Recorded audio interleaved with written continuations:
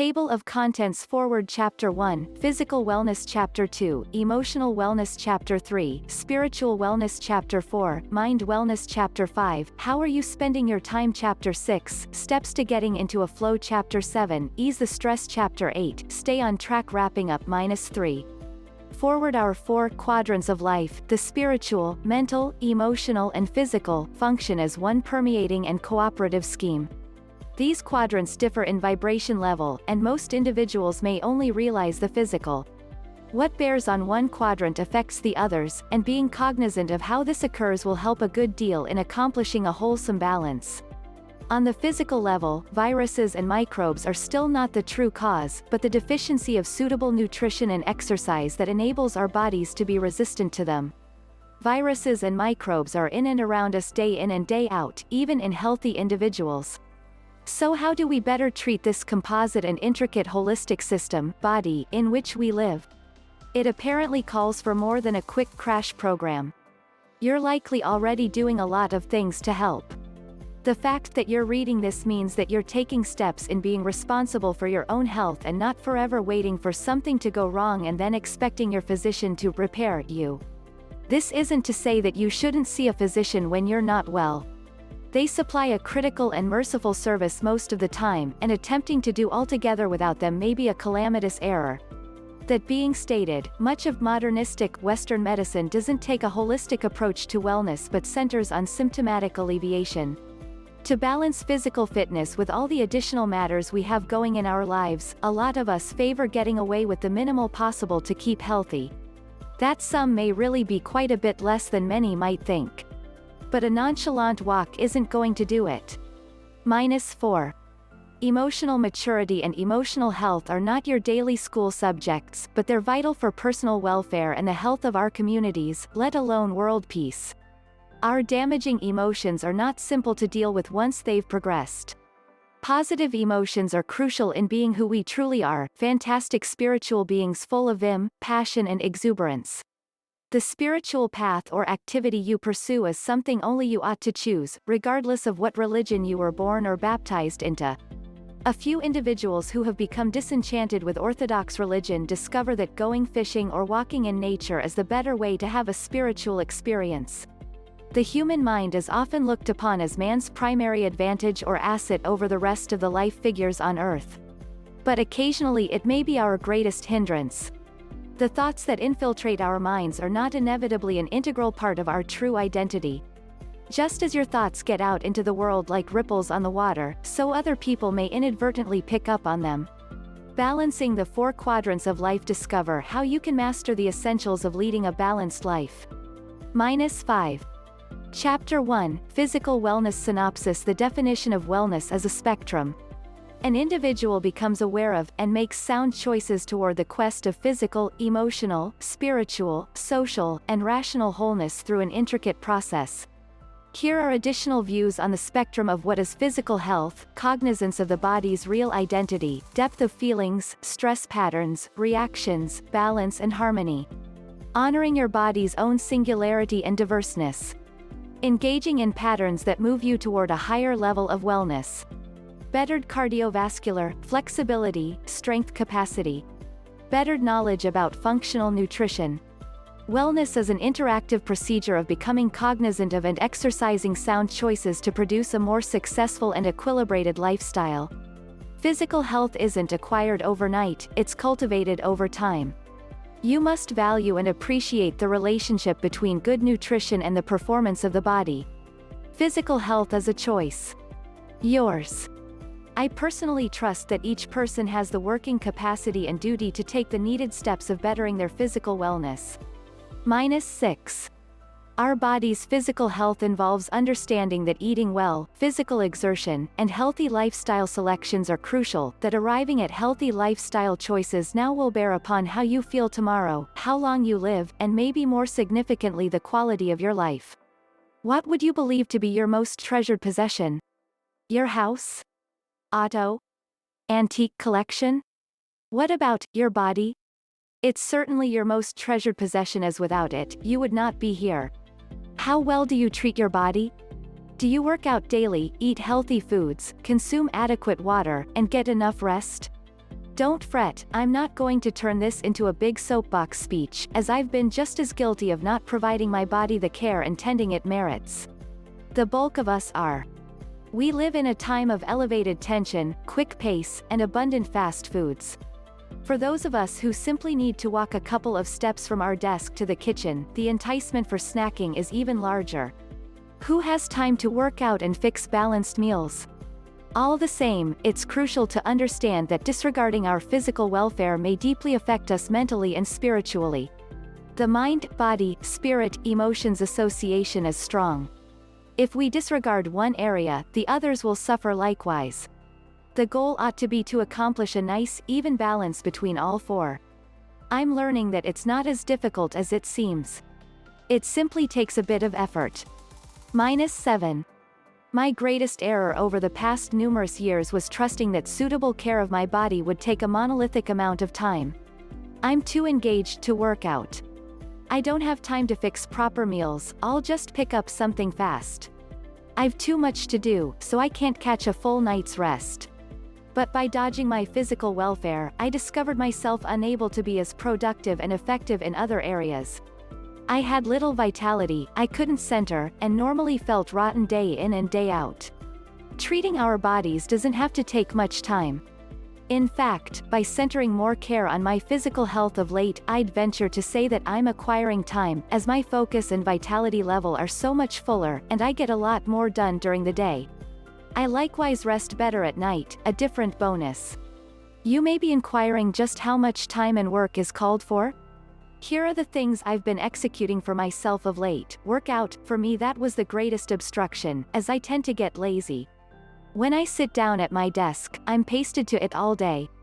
If I don't work out first thing in the day, I'll continue putting it off. So I began doing my exercise right away after I wake. I spend approximately 30 minutes, hour on aerobic exercise, and some light weight routines. I had to force myself initially, but now that I'm getting in the habit, I'm feeling stronger and even beginning to look forward to my exercises each morning. -8. If you tend to stall about exercise as I did, attempt making it your first precedence when you wake, and then you've the rest of the day to accomplish whatever else requires doing. Nutrients, I've always been a fast food addict. It wasn't that I favored that sort of food, as it simply appeared handier. But I ultimately recognized that raw veggies and fruit might be fast foods likewise. I also started wiping out sugar for the most part, and alternated to whole grains rather than white, highly refined foods. I attempt to eat more whole foods, as who requires all those chemicals they place in processed foods? Rather than snacking on some chips, why not eat some nuts, seeds, fruit or veggies? They don't take any longer to fix. H2O, I likewise started drinking more glasses of water throughout the day, and instantly started to feel better. Did you recognize that the most usual symptoms of dehydration are weariness, sluggishness, muscle weakness, headaches, lightheadedness and forgetfulness? That certainly described me, and it's no wonder, as I was drinking largely coffee and soda. Upping my H2O intake made a big difference in my energy state and mental centering. You don't have to consume gallons of water, just a couple of tall glasses a day ought to be an improvement. Sleep, I'm among those individuals who truly require a full 8 hours of sleep nightly or I get crabby. A few individuals may make out on less sleep, but most of us are still getting less than our bodies really require. -9. You might believe that getting less sleep will enable you to get more done, but consider it, if you don't get adequate rest, you'll be dragging yourself through the day and have to focus harder on your work, as your mind simply would like to rest.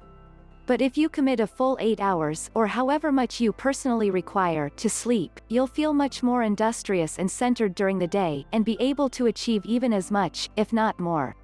It's truly just an issue of producing new, fitter habits to substitute the old habits.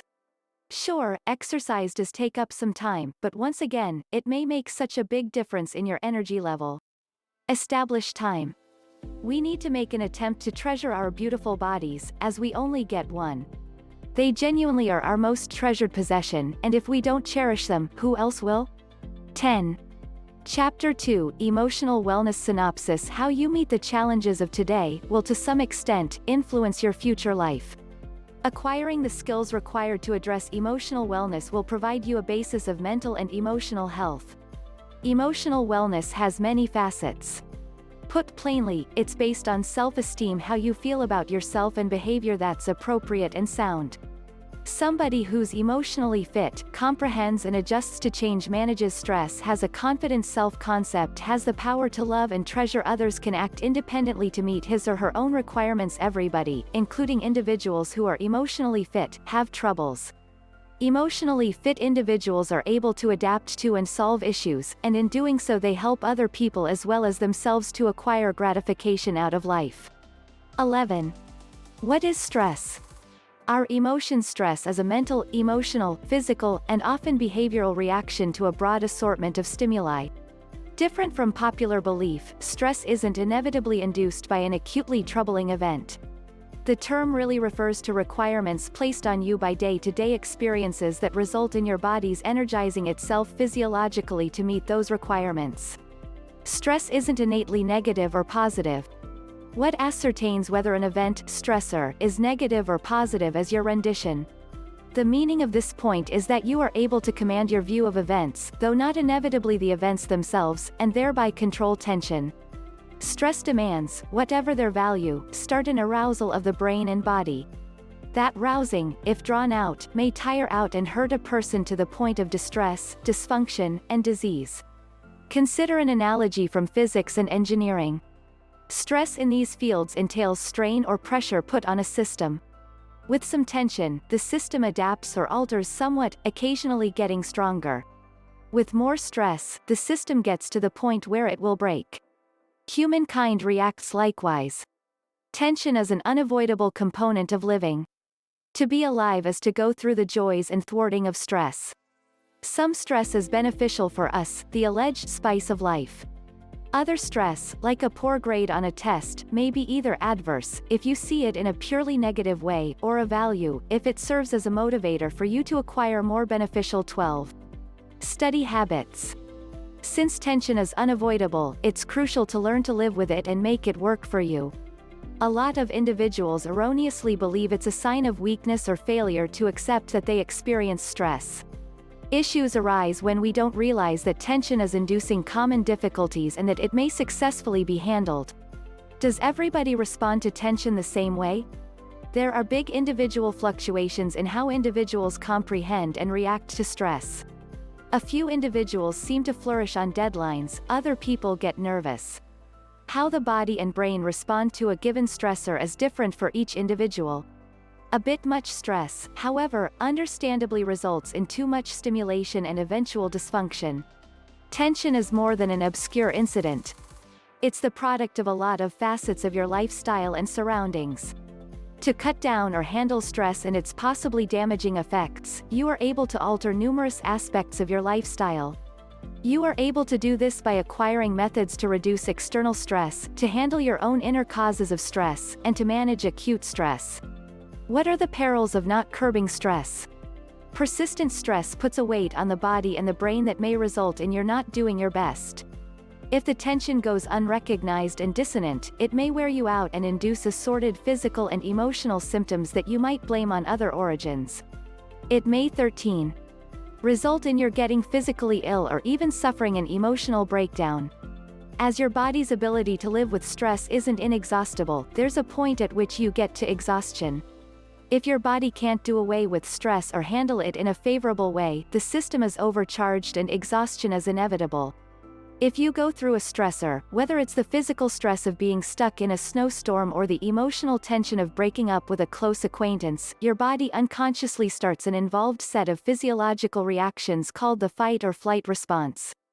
Our physiology hasn't changed much since prehistoric times, so the body's nervous system and hormones mechanically gear up to combat or take flight the nearing peril, although combat or taking flight isn't a valuable reaction to most sorts of stress encountered nowadays. If the body isn't able to dismiss the energy developed by this, or if tension carries on past the initial stage, you move into the resistance stage. Your brain and body stay energized by stress. At this stage, you might distinguish stress and its consequent emotional and physical stimulation, but you might not associate it to physical sickness or emotional shifts. We adjust and get used to the state of stimulation to the extent that it no more feels strange. As our minds and bodies are so adaptable, hyper-arousal isn't acknowledged as a likely problem. We have lost the power to distinguish imbalance and restore balance until there's some distinguished issue at the exhaustion stage, when the body sends off a message of distress. 14. To cut down physiological tension, be cognizant of your own biorhythms. For instance, what hour you're most alert, interested, and active. Most of us recognize instinctively whether we're night individuals or morning individuals. Assign your hardest tasks to your high-power times and your repetitious chores or relaxation to your low-energy periods.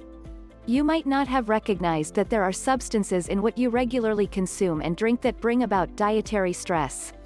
Caffeine, a stimulant, mimics adrenaline, the main neurotransmitter of the stress reaction. No dose and additional stimulants like decongestants and diet pills excite the nervous system and contribute cumulatively to stimulation. There's likewise some evidence that high sugar ingestion might step up stress, putting you on a blood glucose roller coaster, a fast surge of vigor accompanied by an evenly sudden drop in energy and a jumpy, overstimulated sensation. Habitual dieting and fasting may likewise add to dietary stress by putting additional demands on your hormonal system to sustain body fuel levels in the face of poor food consumption. A few researchers think that you need additional vitamins, especially B vitamins, if you're going through increased stress. Therefore, the plethora of stress vitamins presently on the market. It's improbable that with a fit normal diet including grains, fruits, and veggies, you'd become lacking in vitamins. But, as insurance against vitamin deficiency, you might want to take a vitamin supplement, one that doesn't surpass 100% of the advocated daily allowance. 15.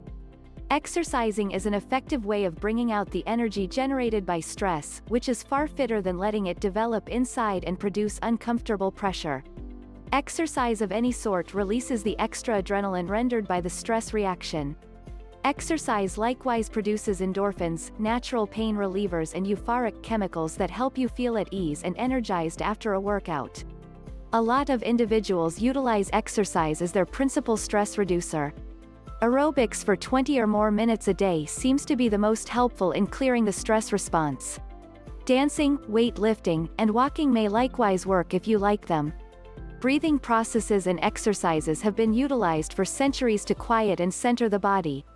When you're under stress, your breathing tends to get shallow and your muscles tighten up. At such times, you frequently utilize only the upper one-third of the chest muscles and a few neck muscles to breathe with. By breathing deep from your diaphragm, you lessen muscle tension and reduce body stimulation. 16.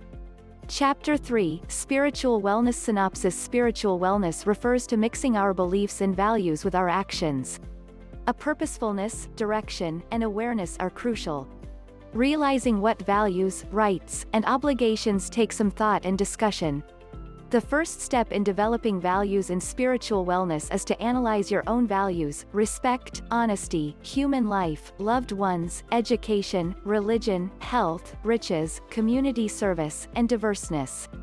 Talk over values with other people, spend time and act in a way congruent with your values and the values of the community, society. Everybody feels anxious, uneasy, or uncomfortably jittery some of the time. Here are a few hints of things you are able to do to help alleviate emotional disturbances and better your spiritual health. Having a calm spirit may be accomplished by discovering the imbalances in your body and mind and bringing them back into balance through altering your thoughts and actions. 17. Our spirit. Keep an eye on alterations in your breathing. If you're feeling at all anxious or uneasy, try to take note of any alterations in your breathing. Stress may cause hyperventilation, overbreathing.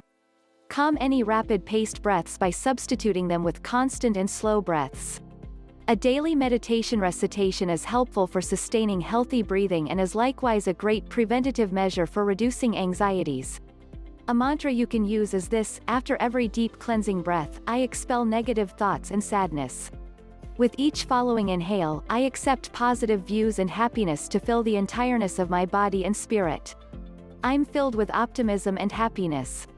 Clean your mind of disquieting views. Anytime you're feeling uneasy or suffering mentally, it's helpful to temporarily clean your mind of all ideas that are disturbing you.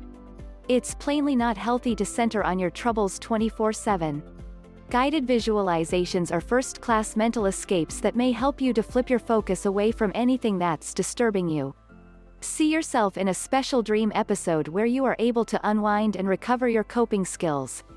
Pick an ocean scene, desert oasis, or garden.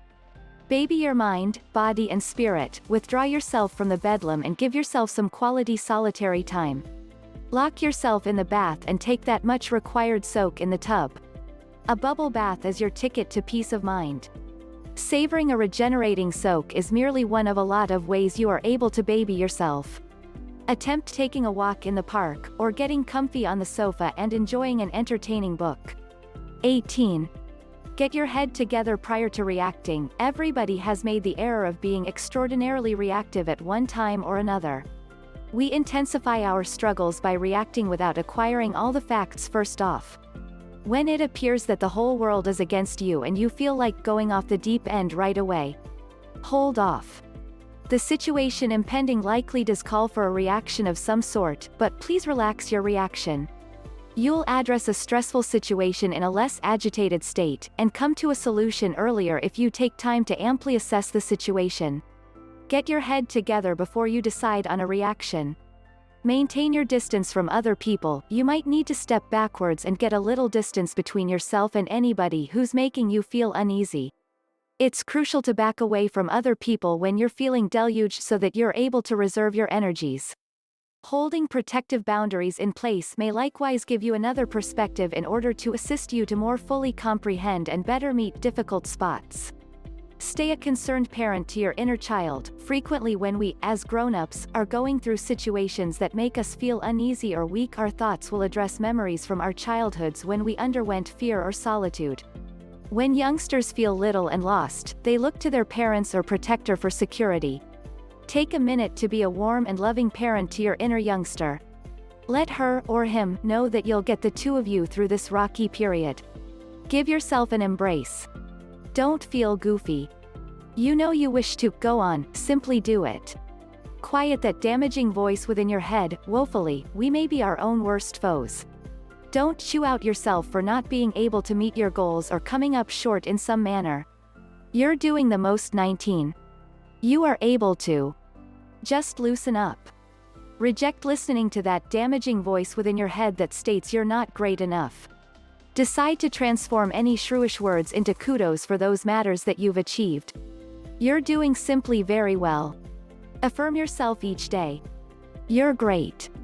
It's all right to invite help. Attempting to attend to everything all alone may make anybody feel nervous, let alone worn out. It may be more of a battle never seeking a hand than you may have realized. Seek out that cushy shoulder to rest on and give yourself a break. Take a spiritual retreat. Taking a couple of moments out of your feverish day for a mental hiatus or taking a 30 minutes bubble bath every evening are great stress relievers. But they're probably simply not going to be sufficient for relieving those bigger anxieties that are slowly consuming you. Everybody requires a change to help add balance to his or her lives. You might need to take a long holiday from work, or feel you need run off by yourself away from loved ones for a couple of days to get solace. Whereas an average holiday may give its own tensions, a spiritual retreat helps the spirit. You'll return home invigorated and more readily able to confront your day-to-day tensions. 20. Chapter 4, Mind Wellness Synopsis. Happiness is still for the most part an uncharted domain for neuroscience. It sounds like a concealed, evasive mystery. All the same, once one abides by positive psychological science research advice, the question shouldn't be whether you're happy but what you are able to do to get happier. The happiness pursuit begins to become more real and executable according to cutting-edge neuroscience research. The mind and the body are in reality a single system. We're constantly discovering more about how our mental health bears upon our physical health. Over 50% of deaths in the U.S. may be attributed to behavioral and social elements.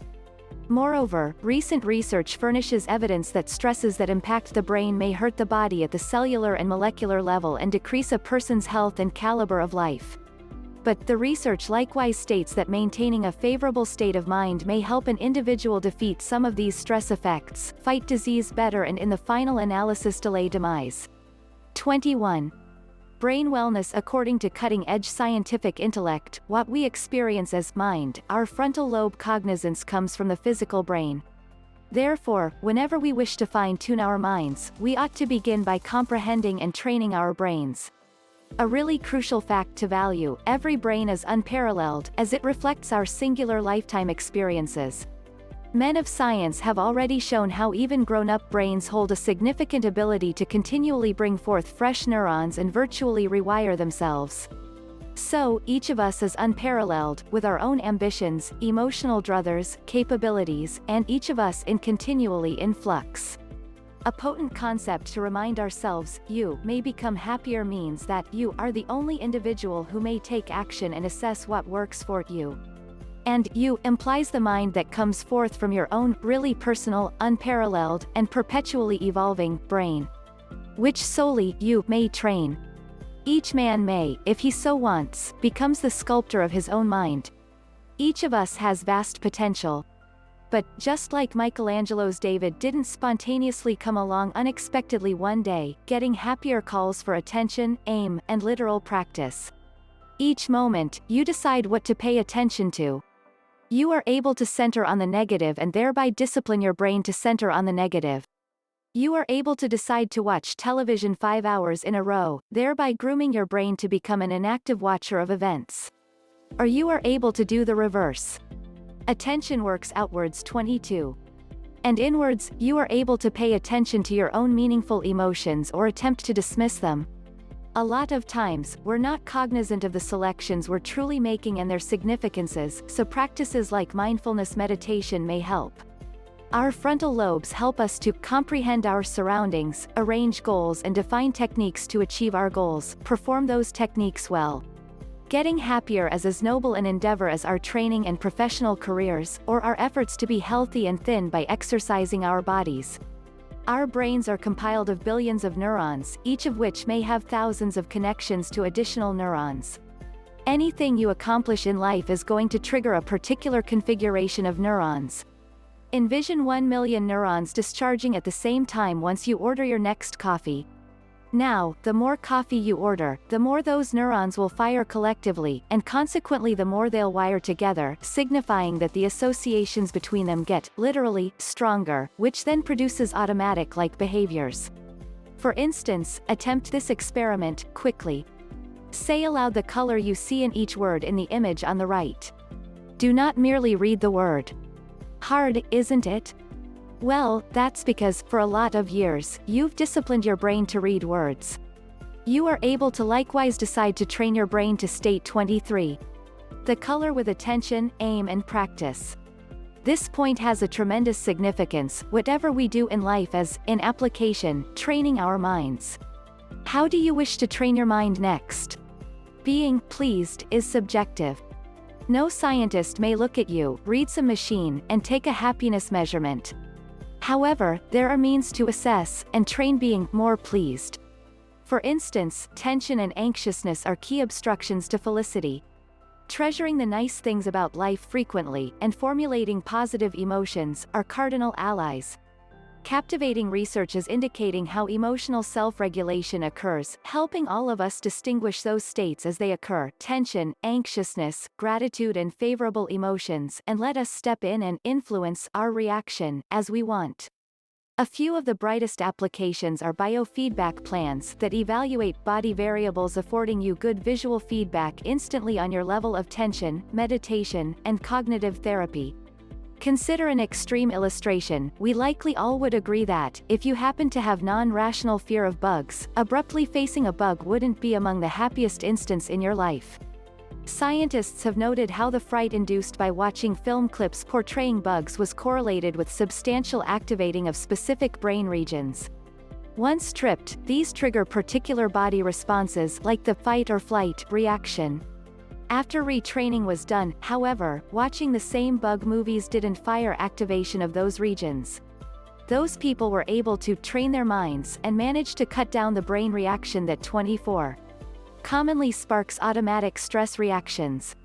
And we're discussing grown-ups with extreme phobias. The question shouldn't be whether you're happy but what you are able to do to get happier, and each man may, if he so wants, become the sculptor his own brain.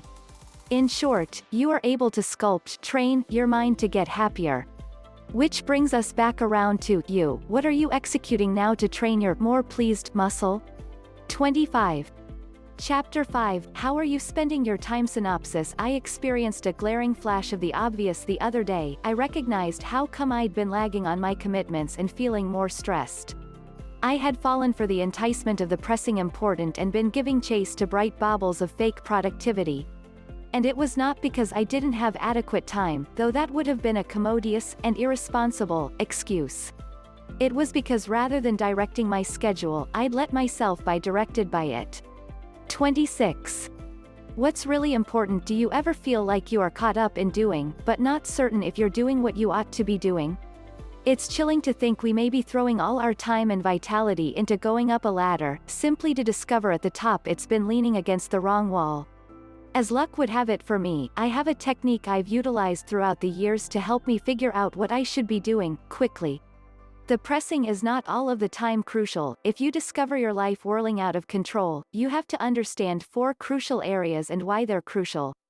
Pressing not pressing crucial 1 crisis 2 planning not crucial 3 distractions 4 time wasters area 1 air the matters in your life that are both pressing and crucial. Things like deadline-driven jobs and crises. We all have Area 1 activities in our lives, however if you're feeling burned out, chances are you dwell here. 27. Area 2 is full of matters that are not pressing but crucial, which may range from spending quality time with your loved ones to regular workouts. They won't force urgency on you like a deadline, but they are the cornerstones a quality life is built upon. The more time you spend in Area 2, planning, ramping up your strength, organizing, the less time you spend and the more effective you get in Area 1. Area 3 is where the pressing but not crucial things dwell. A few calls, meetings, 11th hour appointments that appear pressing but are really not crucial fall into Area 3. Area 4 is where the frivolous not pressing and not crucial stuff is. Vegging out in front of the television set, not learning or doing anything is an Area 4 activity. It's obvious we ought to be spending most of our time in Area 1 and 2. Spending over much time in Area 3 and 4 soaks up your time, gives you tension and exhausts your ability to perform in real Area 1 and 3 activities. Which area do you believe you're spending most of your time today? 28. Chapter 6, Steps to Getting into a Flow. Synopsis. In the last chapter, we found out a mighty way to find out if the matters we spend our time on are truly that pressing and crucial. Now, here is a different mighty technique to get you into a good pattern and get your life on track. 29. Take a good look. What roles are you responsible for? We all play a lot of roles in our lives. I may be a sibling, employee, author, martial artist, manager, acquaintance, mate, artist, son, depending upon where I am, what I am doing and whom I am with. What are the roles presently in your life? Write them all down. Now, considering every role, ask yourself, what is the most crucial thing you may be doing for this role? And ask yourself, are you doing it? Considering your roles, trim them down to a manageable 3 to 7 if you find more than that, for the following 7 days ahead. Considering every role, ask yourself what the most crucial thing you may do for the week ahead is. Break up that goal into actionable measures. Measures easy enough that you are able to take, and schedule them into the week ahead so they get to be real. This will get you to switch from Area 3 and Area 4 into the Area 2 activities that have substance, and defeat the totalitarianism of the fake pressing to do what is really crucial for you. Executing these easy steps will likewise get you feeling more at ease and better your flow. However, if you still feel distressed from the daily grind, in the following chapter 1 outline a way for you to discharge your anxiousness. 30. Chapter 7, Ease the Stress. Synopsis. If you are still feeling stressed out and swamped, here are 3 easy steps to discharge your overload and cut down the anxiousness you feel in your life. 31. Ditch it. Distress. Do a mental ditch. Get everything that you believe you ought to, wish and have to do, out of your brain and into something else, a sheet of paper or a text file in your computer. Write all of it out. Shove it. If we had our way, we would accomplish everything on our lists. But if you are already suffering from overburden, chances are you don't have adequate time to accomplish everything you wish. Considering the list, what do you wish to keep there and what do you wish to get rid of? Sort it out into 2 lists, actionable for those you wish to hold on to and follow up on, and someday, perhaps for those you do not.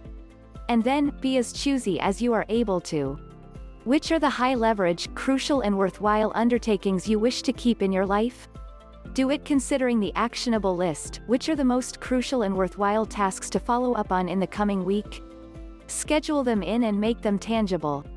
Ditch, shove and do it. 32. Getting incomplete commitments out of your brain and onto a list, which you then sort and then follow up on, and this will help you let go of unneeded worries and relieve the tension in your life. But surely, you may ask yourself, it works, I'm feeling better already, but how may I keep my life on track like this day in and day out rather than making it simply a one-time deal? The answer is simple, but not always easy, and I'll explain it in my next chapter. 33. Chapter 8, Stay on Track. Synopsis. We discovered a way to find out if the matters we spend our time on are truly that pressing and crucial. We discovered how you may utilize that understanding to formulate clear and crucial goals for yourself, so you would always know you are doing what you may best be doing. We discovered how ditching it, shoving it and doing it may help you discharge your overburden and reduce the anxiousness you feel in your life. But how do you stay the course? 34. Stay on track. It may be really tension relieving to clear your head, and motivating to arrange significant goals for your roles. However, how do you make certain you live in the flow perpetually, rather than having it be simply a different productivity tool that doesn't last? Here are 2 techniques. They are simple, but not all of the time easy. Review daily. Keep your goals and daily activities in a place where you are able to see them on a daily basis. I keep them in my cellular phone and on my personal computer desktop. In addition to that, keep your steps easy and actionable. The difference between bring in more cash and glance through the classifieds for new possibilities is that one is accomplishable. Review weekly. Each week, do a critical review of your roles and goals. Are they still the most crucial or have your priorities switched? If you feel like you have a lot weighing on your brain, ditch, shove and do it.